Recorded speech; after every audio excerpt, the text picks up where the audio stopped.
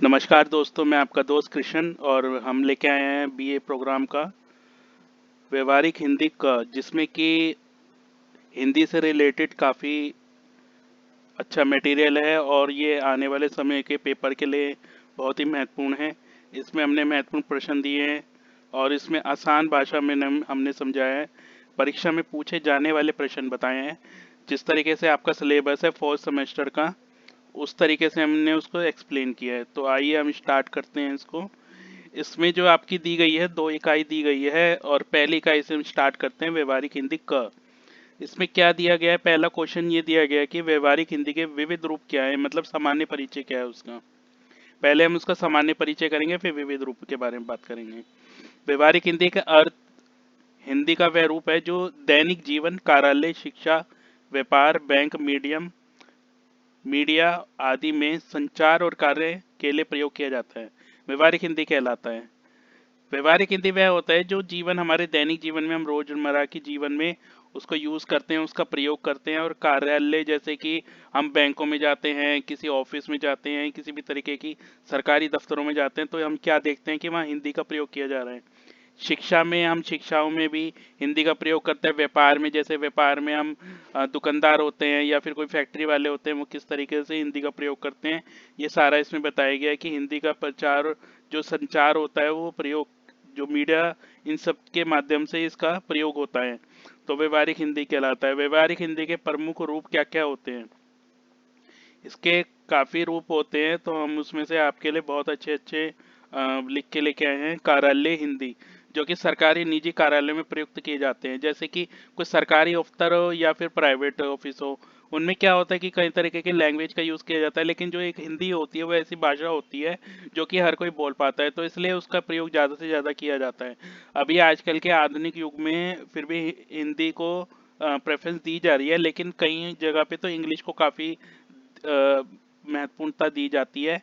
लेकिन हिंदी जो ऐसी भाषा है जो हर जगह बोली जाती है। व्यावसायिक हिंदी व्यापार और उद्योग में प्रयुक्त होती है।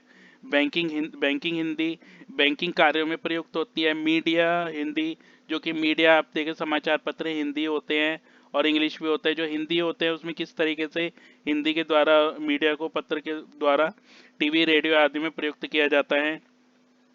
तकनीकी हिंदी विज्ञान और तकनीकी क्षेत्रों में प्रयुक्त, विज्ञान में और तकनीकी सहायताओं में हम प्रयोग करते हैं हिंदी। शैक्षणिक हिंदी शिक्षा और शोध कार्यों में, जैसे कि शिक्षा का जो कार्य होता है, जैसे कहीं पे अगर शिक्षा के प्राध्यापक होते हैं, वो हिंदी के यूज़ करते हैं। तो इस तरीके से हिंदी का ये प्रमुख रूप है। और हिंदी व्याकरण, हिंदी हिंदी व्यवहारिक हिंदी के प्रमुख विशेषताएं क्या हैं? पहला है इसकी सरल और स्पष्ट भाषा होती है। मतलब ये बहुत ही सरल भाषा में होती है, जैसे कि हम बचपन से हिंदी को पढ़ रहे होते हैं। हम जब बच्चा पैदा होता है उसके बाद से ही वो हिंदी बोलने लग जाता है भारतवर्ष में। तो ये उसके लिए सरल रहता है, सरल और स्पष्ट रहता है। और इसमें क्या होता है, संक्षिप्तता कर सकते हैं हम। जिसको हिंदी आती है वो हिंदी में सबसे इस तरीके से उसको कर सकता है। तीसरा है इसकी शुद्धता, इसमें बहुत शुद्धता है। चौथा है इसका उद्देश्य परकता, मतलब उद्देश्य को परख लेता है वो, उसके उसके मुताबिक वो उसको इम्प्लीमेंट करता है, मतलब उसको बताता है कि किस तरीके से इसका, इसकी विशेषता है। प्रभावशीलता, प्रभाव, जो भी लिखा जाता है हिंदी में वो एक प्रभाव डालता है इंसान के ऊपर। तो ये पहला क्वेश्चन खत्म हुआ है। अब हम जाते हैं दूसरे क्वेश्चन पे। दूसरा क्वेश्चन जो है वो हमारा इस तरीके से है, ये थोड़ा पीछे छुप गया है, कोई नहीं। बैंकों में प्रयोग होने वाली हिंदी, मतलब इसमें ये बोला गया है कि बैंकों में जो प्रयोग होती है वो किस तरीके की हिंदी होती है। तो बैंकों में ग्राहकों और कर्मचारियों के बीच संचार संचार के लिए हिंदी व्यापक उपयोग किया जाता है, उसे बैंकिंग हिंदी कहते हैं। जैसे कि प्रमुख शब्दावली किस तरीके से, अकाउंट, अकाउंट को हम हिंदी में क्या कहते हैं? खाता। डिपॉजिट, किसी बैंक खाते में हम कुछ भी पैसे को जमा करते हैं तो उसको क्या बोलते हैं? इंग्लिश में बोलते हैं डिपॉजिट और हिंदी में बोलते हैं जमा।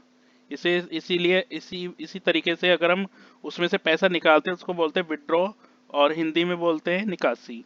और अगर इसी तरीके से हम किसी तरीके का लोन लेते हैं उसको हम इंग्लिश में लोन बोलते हैं और हिंदी में बोलते हैं ऋण। इसी तरीके से इंटरेस्ट और ब्याज। चेक को चेक ही बोलते हैं। डिमांड ड्राफ्ट, मांग पत्र। एटीएम, स्वचालित धन निकासी मशीन, मतलब वो मशीन जिसके द्वारा धन को हम निकाल सकते हैं। बैलेंस शेष राशि, अगर आपके अकाउंट में कितना पैसा बचा हुआ है उसकी एक राशि जो होती है उसको शेष राशि बोलते हैं। पासबुक, जिसमें कि हमारे पूरे खाते का विवरण आता है उसे हम पासबुक कहते हैं। इस तरीके से ये प्रमुख शब्दावली दी गई है। इसी तरीके से हम आगे बढ़ते हैं। बैंकों में प्रयोग होने वाली हिंदी के महत्व क्या है। ग्राहकों को सुविधा मिलती है। कोई ग्राहक हिंदी जानता है और इंग्लिश नहीं जानता तो वो कैसे करेगा, तो उसके लिए हिंदी बड़ा महत्वपूर्ण सब्जेक्ट माना जाता है। तो क्या होता है कि जो इंग्लिश जानता है उसको हिंदी इंग्लिश दोनों आती हैं, लेकिन जो खाली हिंदी जानता है उसको इंग्लिश नहीं आती, तो इसलिए हिंदी का बहुत महत्व है बैंकों में। बैंकिंग सेवाएं आम जनता तक पहुंचती हैं। अगर हिंदी भाषा होती है तो जन जन तक पहुंचती है वो। अगर हिंदी में लिखा गया है कुछ भी बैंकिंग से रिलेटेड तो वो जन जन तक पहुंचती है, क्योंकि कुछ ऐसी जनसंख्या भी है जो कि खाली हिंदी जानती है और इंग्लिश जानती ही नहीं है। राजभाषा नीति और बढ़ावा मिलता है। राजभाषा के लिए नीति को बढ़ावा मिलता है इसमें। यह हमारा दूसरा क्वेश्चन समाप्त हो गया। हम तीसरे क्वेश्चन की तरफ पढ़ते हैं। इसमें संपर्क भाषा के रूप में हिंदी का महत्व क्या है। संपर्क भाषा वह भाषा होती है जो कि विभिन्न भाषाएं बोलने वाले लोगों के बीच का माध्यम बनती है, वो संपर्क भाषा कहलाती है। जैसे कि मैं बताऊं आपको कि तमिलनाडु में तमिल बोली जाती है, बंगाल में बांग्लादेश में कलकत्ता में बंगला बोली जाती है, और महाराष्ट्र में मराठी बोली जाती है, पंजाब में पंजाबी बोली जाती है, हरियाणा में अपना हरियाणवी बोली जाती है। तो उन सब भाषाओं का एक अपना अस्तित्व होता है, वो उस राज्य का एक अपना खुद का अस्तित्व होता है। लेकिन हिंदी एक ऐसी भाषा है जो इन सब जगहों पे बोली जाती है, तो उसे हम संपर्क भाषा कहते हैं। हिंदी भाषा का महत्व क्या है। भारत के अधिकांश राज्यों में समझी जाती है। राष्ट्रीय एकता को मजबूत करती है, क्योंकि अगर एक भाषा होगी तो वो राष्ट्र को मजबूत करेगी। व्यापार और पर्यटन में सहायक होती है। मीडिया और फिल्मों के माध्यम से लोकप्रिय है। विभिन्न भाषाएं समुदायों को जोड़ती हैं। तो वो हर तरीके के समुदाय को जोड़ते हैं, क्योंकि हिंदी एक ऐसी भाषा है जो हर जगह बोली जाती है और हर बंदा उसको समझ पाता है। इसका निष्कर्ष क्या निकला। हिंदी भारत की सबसे महत्वपूर्ण संपर्क भाषा है जो देश के सांस्कृतिक और सामाजिक एकता को मजबूत बनाती है। ठीक है, तो ये तीसरा हमारा प्रश्न खत्म हुआ। अब हम आगे बढ़ते हैं। आगे हमारा चौथा प्रश्न। चौथे प्रश्न में क्या है कि इसमें बताया गया कि कौन कौन सी हिंदी कहाँ कहाँ पे बोली जाती है। इसमें हमारी है बम्बईया हिंदी, कलकत्तिया हिंदी, कलकत्तैया हिंदी और हैदराबादी हिंदी। बम्बईया हिंदी जो कि मुंबई बोले जाने वाली हिंदी है, इसकी विशेषता क्या है। मराठी और अंग्रेजी का प्रभाव पड़ता है इसमें। फिल्मी भाषा का प्रभाव, उदाहरण अपुन मैं टेंशन नहीं लेने का, अपुन मैं हूँ टेंशन नहीं लेने का, इस तरीके से बोलते हैं ना अपुन अपुन, आपने देखा ही होगा जो फिल्मों में बोला जाता है। इसी तरीके से दूसरा है हमारा कलकत्तैया हिंदी, कोलकाता क्षेत्र में बोले जाने वाली हिंदी, जो कि कोलकाता का तो फ्लेवर आएगा ही उसमें और हिंदी का भी फ्लेवर आएगा। मतलब विशेषता क्या है, बंगाली भाषा का प्रभाव। अगर वो बंगाली भी बोलते हैं और हिंदी भी बोलते हैं तो कुछ उनका बंगाली मिक्सचर जरूर आएगा इसके अंदर, तो उसे हम कलकत्तिया हिंदी बोलते हैं। उच्चारण में विभिन्नता आती है, उदाहरण तुम कहाँ जा रहा है इसमें बोला जाता है कि तुम कहाँ जा रहा है, मतलब इस तरीके से बोला जाता है कि उनकी अपनी खुद की लैंग्वेज जो होती है, जो उनकी खुद की राज्य भाषा होती है, उसके अकॉर्डिंग भी वो मिला के उसको बोल देते हैं। जैसे कि आप देख रहे हैं तुम कहाँ जा रहे हैं, इसकी जगह पे अगर शुद्ध हिंदी बोला जाए तो तुम कहाँ जा रहे हो, ये बोला जाएगा। अब आगे अगले पे आते हैं हैदराबादी हिंदी।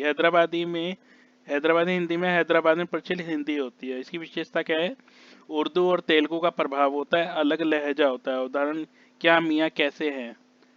ठीक है, तो इस तरीके से ये भाषाओं के अलग अलग रूप हैं अलग अलग राज्यों में। तो आगे बढ़ते हैं हम इकाई 2 में।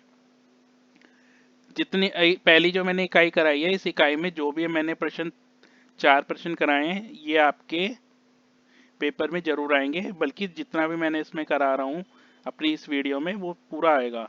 तो आपको पूरा ये एक बारी पढ़ के 3-4 बारी आप पढ़ लेना इसको। अगर एक बारी में समझ ना आए तो दोबारा भी आप वीडियो देख के इसको समझ सकते हैं।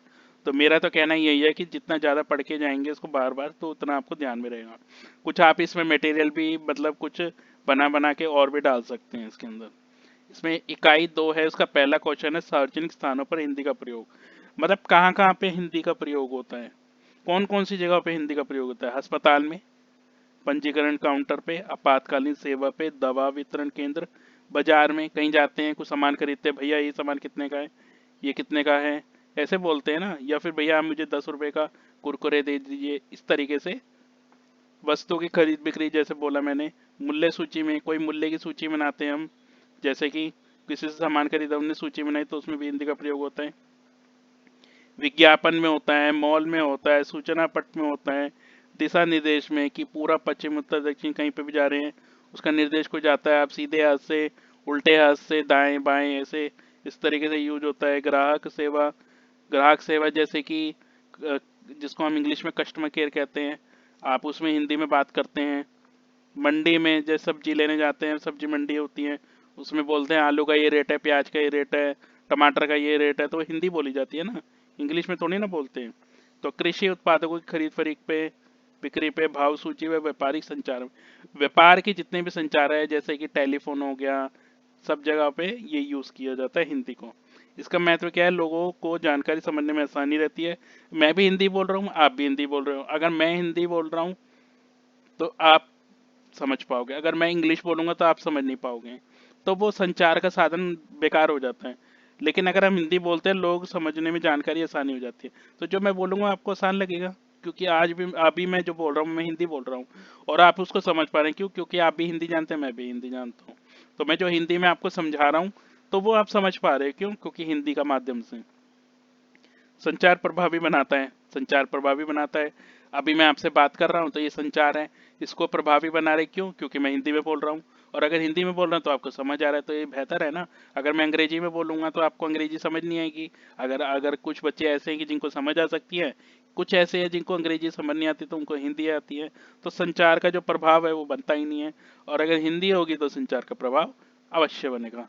तो आगे हम बढ़ते हैं दूसरे क्वेश्चन की तरफ। इसमें क्या है, बैंकों में प्रचलित पारिभाषिक शब्दावली क्या है, कि जो बैंकों में है उसमें कैसे यूज होती है ये अपनी हिंदी भाषा। तो इसमें दो तरीके से दिया है, दो खांचे दिए गए हैं, पहला है अंग्रेजी और फिर हिंदी। अंग्रेजी में अकाउंट बोलते हैं, हिंदी में बोलते हैं खाता। डिपॉजिट जमा, विड्रॉ निकासी, ऋण लोन ऋण, इंटरेस्ट ब्याज, कैश नगद, बैलेंस शेष राशि, cheque cheque, passbook passbook, ATM ATM, इस तरीके से उसकी शब्दावली है। ठीक है ना। तीसरा प्रश्न, कार्यालय में प्रचलित हिंदी की पारिभाषिक शब्दावली क्या है? ऑफिस कार्यालय, एम्प्लॉय कर्मचारी, एप्लीकेशन आवेदन पत्र, नोटिस सूचना, मीटिंग बैठक, ऑर्डर आदेश, रिपोर्ट प्रतिवेदन, डिपार्टमेंट विभाग, फाइल संचिका, सिग्नेचर हस्ताक्षर। इसका महत्व क्या है? प्रशासनिक कार्य में सुविधा और राजभाषा हिंदी का विकास। जो हिंदी है वो हमारे देश की राजभाषा है, ठीक है, और उसका विकास होना ही ये किसका, प्रशासनिक कार्य की। इन चीजों का यूज करके हम इंग्लिश टू हिंदी यूज करके हम इसका क्या कर रहे हैं, विकास कर रहे हैं। अब आगे बढ़ते हैं चौथे प्रश्न पे। चौथा प्रश्न है, बाजार, दर्शनीय स्थल और क्रिकेट मैच का अनुभव लेखन कीजिए। इसमें आपको दे दिया जाएगा कि बाजार में क्या अनुभव है आपका, या फिर दर्शनीय स्थल कोई घूमने की जगह पे आप गए उसमें क्या है आपका अनुभव लेखन का, क्रिकेट मैच में क्या है। तो वो हम आज थोड़ा थोड़ा सा इसमें पढ़ेंगे। पहला है क, इसमें बाजार का अनुभव लेखन। शीर्षक क्या रहेगा, बाजार की सैर। इसमें हम क्या लिखेंगे, पिछले रविवार मैं अपने परिवार के साथ स्थानीय बाजार गया। वहाँ विभिन्न प्रकार की दुकानों पर कपड़े, फल, सब्जियां और अन्य सामान उपलब्ध थे। बाजार की काफी भीड़ थी। दुकानदार दुकानदार ग्राहकों को आकर्षित करने के लिए विभिन्न छूट दे रहे थे। मैंने कुछ आवश्यक वस्तुएं खरीदी। बाजार का वातावरण जीवंत और आकर्षक था। यह अनुभव बहुत रोचक रहा। देखा कितनी अच्छी तरीके से हिंदी में इसको बताया गया है। इसी तरीके से हम दूसरा पॉइंट करें, दर्शनीय स्थल का अनुभव लेखन। शीर्षक रहेगा लाल किला भ्रमण, मतलब लाल किला घूमने गए हैं। पिछले महीने मैंने दिल्ली के लाल किला का भ्रमण किया। वहाँ की भव्य वास्तुकला और ऐतिहासिक महत्व ने मुझे प्रभावित किया। मैंने संग्रहालय भी देखा। यह यात्रा ज्ञानवर्धक और यादगार रही। एक बंदा ये बता रहा है कि वो दिल्ली में पिछले महीने लाल किले के भ्रमण पे गया, मतलब घूमने गया। उसने बहुत सी वास्तुकला, ऐतिहासिक महत्व को समझा, और उसने संग्रहालय भी देखा जहाँ पर कि बहुत सारी एंटिक चीजें रखी हुई थी, बहुत सारी पुरानी चीजें रखी थी, संग्रहालय बोलते हैं उसको। और ये जो यात्रा थी उसकी बहुत ही समझने वाली और यादगार है उसके लिए। तीसरा है इसका क्रिकेट मैच का अनुभव लेखन। ये आपको दिया जा सकता है और आपको लिखना है ये वहाँ पर पेपर में, ठीक है ना। तो ये मैंने थोड़ा थोड़ा आपको बता दिया है, तो आप इसमें और भी ज़्यादा लिख सकते हैं जैसे आपको सुटेबल लगे। आप अपने अकॉर्डिंग इसमें डालते ही जाइए, कुछ ना कुछ आपका हो जाएगा इसमें, ठीक है। ये और इसको बड़ा करना है तो आप इसमें मटेरियल अपनी तरफ से कुछ भी डाल सकते हैं। आपको ये पॉइंट्स सबके याद रखने हैं, उसके बाद आप अंदर मटेरियल अपने अकॉर्डिंग आप डाल सकते हैं, ठीक है। जितना मुझे सही लगा मैंने उतना डाल दिया, आप इसके अलावा भी इसमें डाल सकते हैं। आगे बढ़ते हैं, क्रिकेट मैच का अनुभव लेकर। शीर्षक है क्रिकेट मैच का रोमांच, मतलब कि क्रिकेट मैच में क्या रोमांच चल रहा है। पिछले सप्ताह मैंने एक क्रिकेट मैच देखा, दोनों टीमों ने शानदार प्रदर्शन किया, दर्शकों का उत्साह देखने योग्य था। मैच के अंतिम ओवर तक रोमांच बना रहा और अंत में हमारी पसंदीदा टीम जीत गई। यह अनुभव अत्यंत आनंददायक था रहा। बहुत बढ़िया। इसमें क्रिकेट के बारे में बताया गया कि जो दर्शकों का उत्साह था बहुत अच्छा रहा, और अंतिम ओवर भी रोचक बना रहा। वो तो देखो, अंतिम ओवर का तो अलग ही एक मजा होता है। मतलब किस तरीके से हिंदी में इसको प्रकट किया गया, किस तरीके से बताया गया अनुभव को, तो ये इसमें दर्शाया गया है। तो अब ये खत्म होता है यहाँ पर। और जिस